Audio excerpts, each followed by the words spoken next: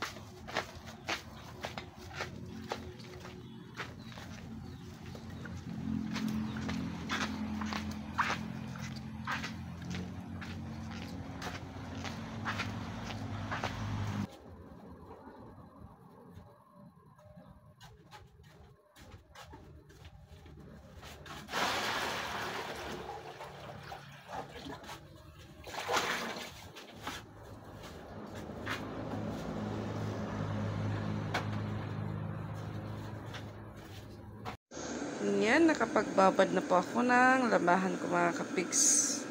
So, yan lang po yung labahan ko ngayon kasi nung isang araw, naglaba pa lang po ako ng mga kumot tsaka ibang labahan namin. Hindi pa po ako nagtimpla, so nagpainit po muna ako ng tubig. Buksan ko po yung tindahan habang hindi pa po kumukulo yung pinainit ng tubig mga kapiks.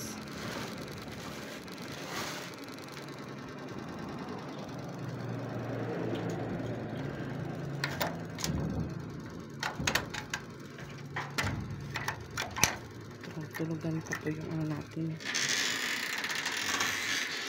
Maya ko na po sila gisingin pag magbanlaw na po ako.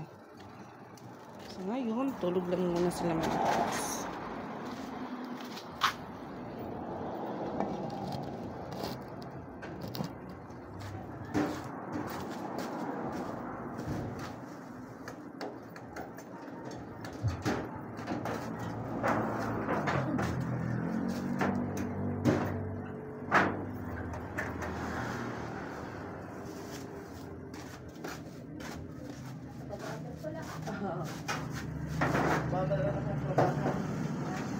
Nagbabagahan ng labahan.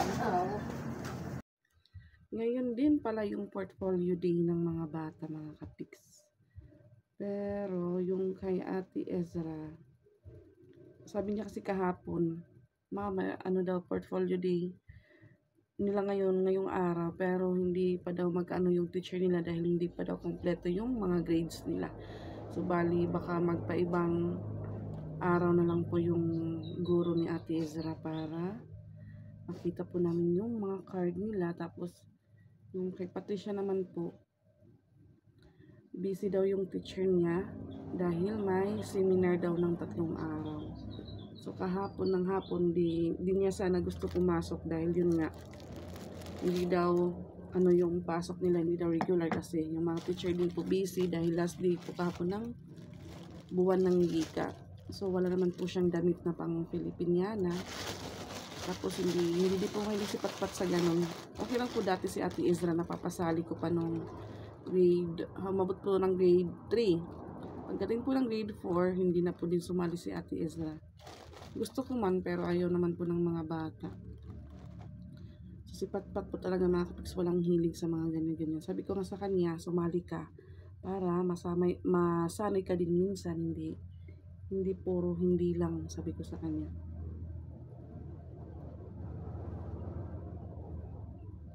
Nag-message kasi si Ate Aiza sa akin na kung sasabay daw kami, sabi ko, doon sa high school, sa ano nila Ate Ezra, wala pa daw silang card, so hindi pa magpapano ng ano yung teacher niya, baka next week or ano lang.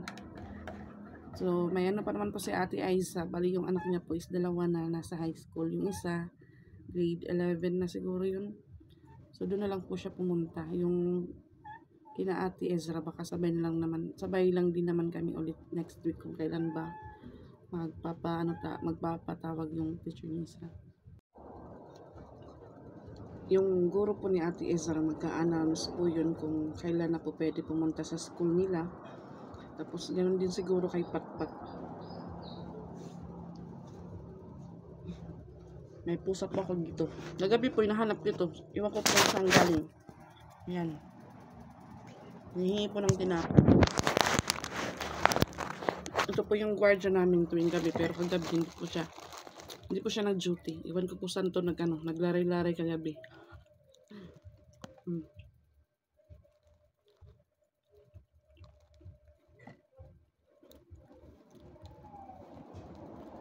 So last day na po ngayon ng August. Welcome to September, my birth month, Charis. So ayan, bear month na mga kapiks. Uso naman po ngayon yung ulan. Season po ngayon ng ulan-ulan.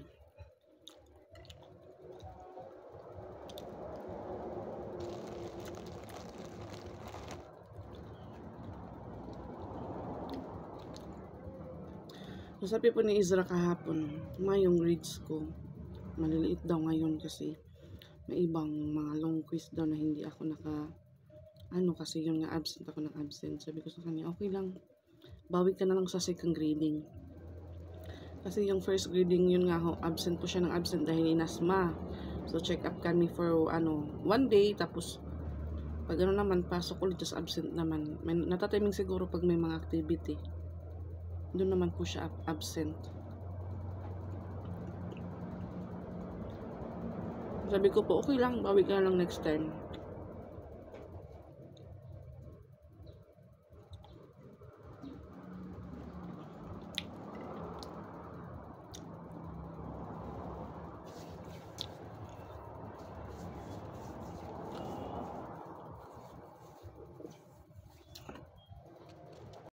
Tapos din po ako sa pag-timpla. So, Milo lang po yung tinimpla ko. Nag-try pa ko ng Milo kasi minsan pag nagmamilo pa ako, sumasakit po yung tiyan ko. Ano yang?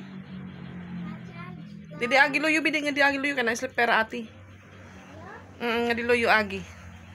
So, dito po si Piyang kasi yung mama niya po umalis. Punta ng school. Punta siya doon sa kapatid ni Paul. Katapos naman niya doon naman kay Piyang. So, ayan, ready na po yung brush ko, tabla, tsaka sabon. Kaya, bakbaka naman po tayo sa paglalaba mga kapiks. Bisita ko po, hindi pa masaya. Dito na. Ay, wow. Nagmilo ka na? Kaya, ano?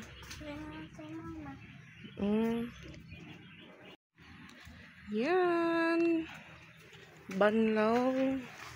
Mood na po ako mga kapiks. At si Ate Patpat naman, nandun na po sa balon na giigib ng pangbanlaw. Nagising na po yung mga dalaga ko. At ang oras ay ayan, 10:58 na po. Magbabanlaw pa lang ako.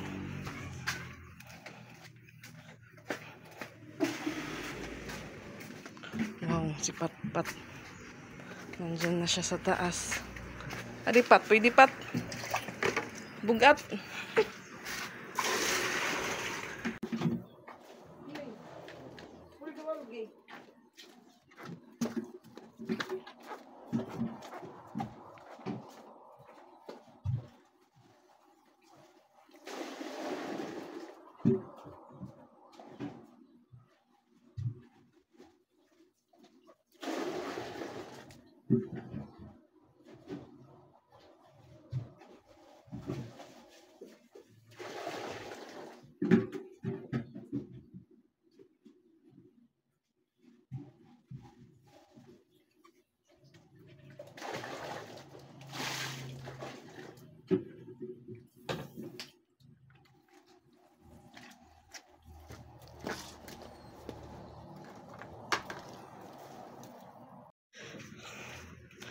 Wala, agad. Last na ito ha, stock lang na ito. Papunta pa lang pa, pabalik na ulit si Patpat para mag-igib.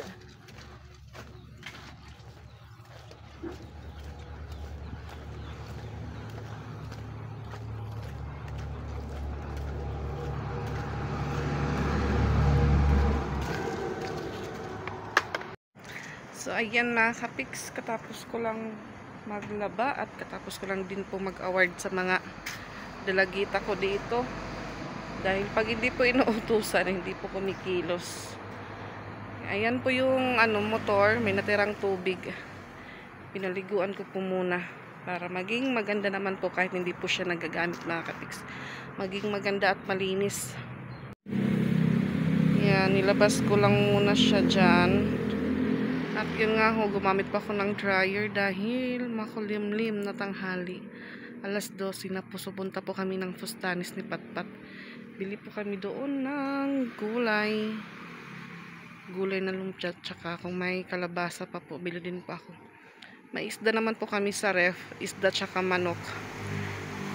Stock lang po yun namin. So shortcut lang po kami mamaya para maka-uwi agad kami dahil punta naman po ako ng downtown. Mamili pa ako ng pangdagdag tinda dahil wala na pa akong itlog. Nag-jacket patiya. Tara po mga kapiks, lakad po tayo. So si Ate Isra lang po yung naiwan sa bahay.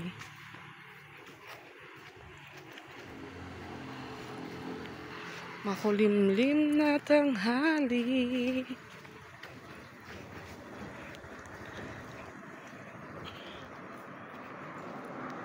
Tahimik ang kalsada dahil walang pasok.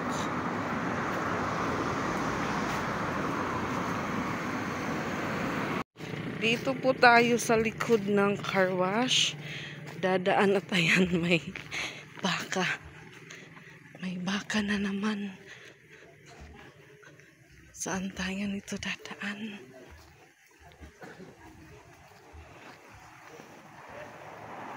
Dito na lang tayo shortcut. Dili pat agi pat sunod lakon pat. Sumunod ka sa akin, Patricia. Dahil baka tayo sundan ng baka. Yung isa nasa unahan. Yan. Dito naman tayo. Skip lang po tayo sa baka. Nandun po si Kuya Rico.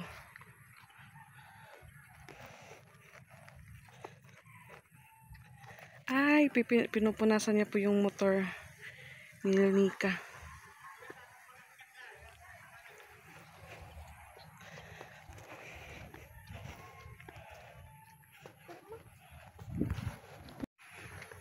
Ayan.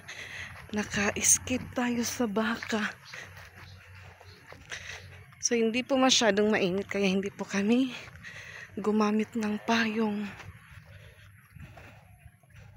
Maluwag po yung lote dito. Siguro binenta na po ito. Diyan.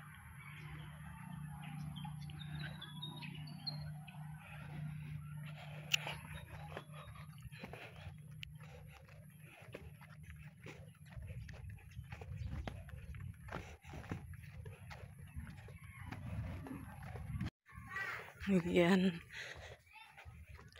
Mas malapit po dito dumaan. Punta kina mama kaysa doon sa kalsada.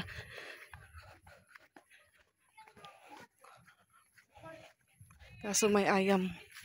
May ayam, may aso.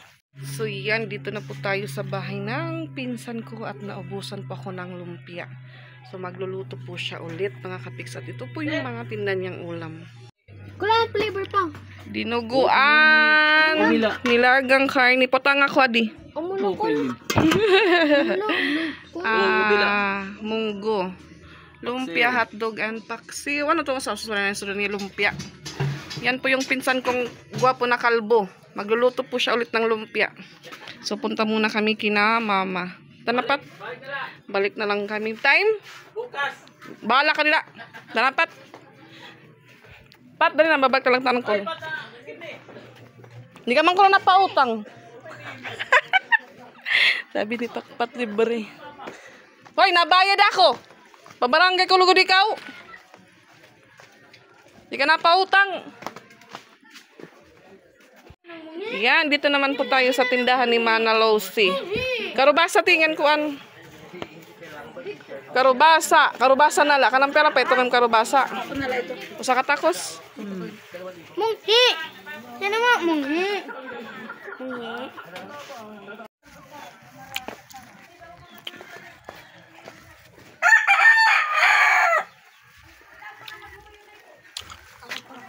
Hi, friends. Hi, Kuya. Hi, Micaela. Begitu ano ka man?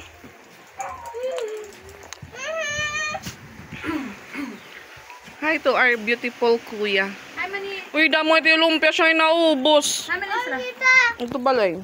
Bayang ko, tindira tam tindahan. Ate Luz, tayo na kumausa.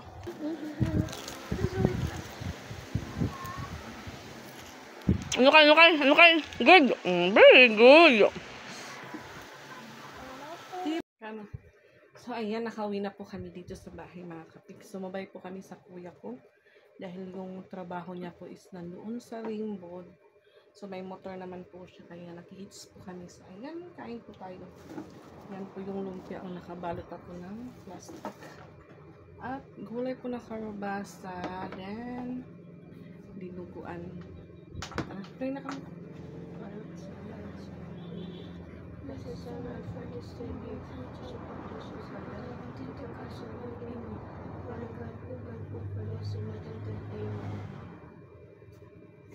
Kain na. Ikaw na pa naman yung kutsara pa.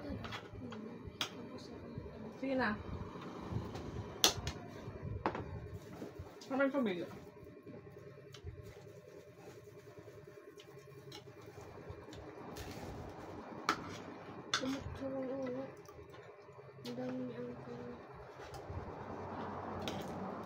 Anton.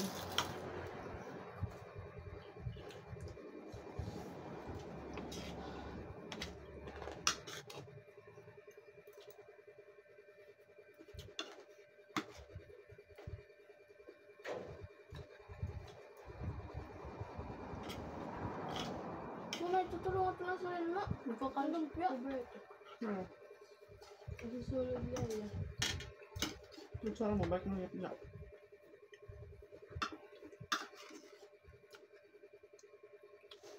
Nakan ito.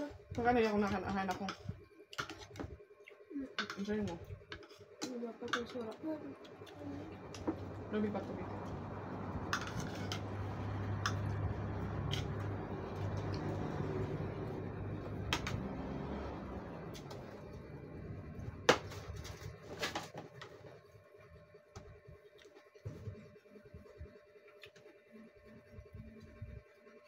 Awal na magdugay yan. Muraw lang siya. Bakit matira ito? Yan, maaram.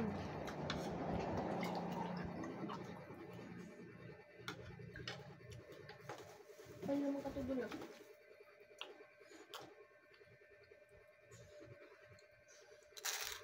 Dala na ito tila siya, makahika na, nabadan ako. Ano sarap na, kakatap na tila siya.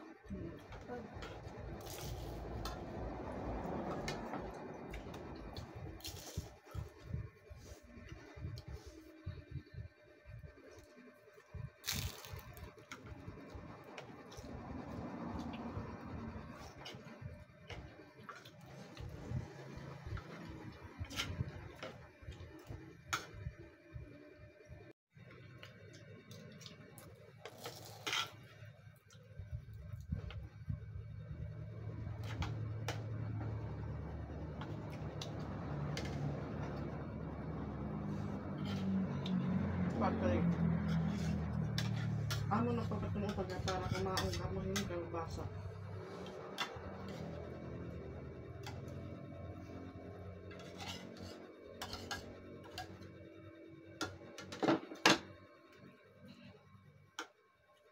Kaang kay para musay.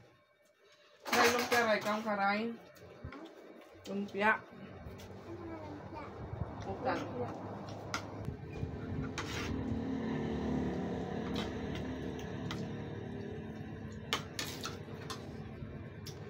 So, ayan mga kapiks. Katapos lang po namin kumain. Din si Patpat naman po nag-CR. So, yun pala. Pagtingin niya po ng ano niya, may red blood na po si Ate Patricia. So, ngayon po, tinuturuan ko po siya kung ano yung dapat gawin pag dinadatnan. So, hindi ko po masyado pinabanlaw yung ginamit niyang panty dahil pinahilamos ko po sa kanya para hindi po siya gaanong meron ng maraming tigyawat. So, pinaanohan ko naman po siya ng pulbo. Pinalakaran ko po sa kanya ng 3 beses. Ngayon naman po, nasa hagdan po siya. Makanang tulog. Okay, 3 baitang naman po or 3 anuin ko naman po siya, papatalunin galing sa pangatlong baitang doon na po sa sala namin. Ayan, bilang po ng 3, 1, 2, 3. So, nandyan na po siya sa pangatlo. Linggo, tas pitik nga ito paubos. wala. Okay na ito, Pat. Kanina pa daw sumasakit yung niya, pumakapiks puson. So, dito naman po kami sa labas. Maghahanap po kami ng ng manok para hindi po mangamoy baho yung ni Ate Patpat. Dito pati ng manok, mamimiling ka ng manok nga dali. Oo, makanan tulog ka kuan, malakad-lakad ka, matulog ka bisis. Maulo din puson. Yan, sumasakit daw yung puson niya. Manito man iti. Lakad ikaw makatulog. Usa. Duha. Tulo. So, mamaya ko na po siya pabanlawan yung face niya. So, hindi pa naman po pure na dugo dahil may pa po siya, may kaitiman. Pero may na din po na may din po na may dugo na talaga yung panty niya mga kapiks. So, yan po, August 30. 2 na po dalaga ko ngayon. 2 na po yung kailangan kong paghigipitan na hindi maglabas-labas ng bahay.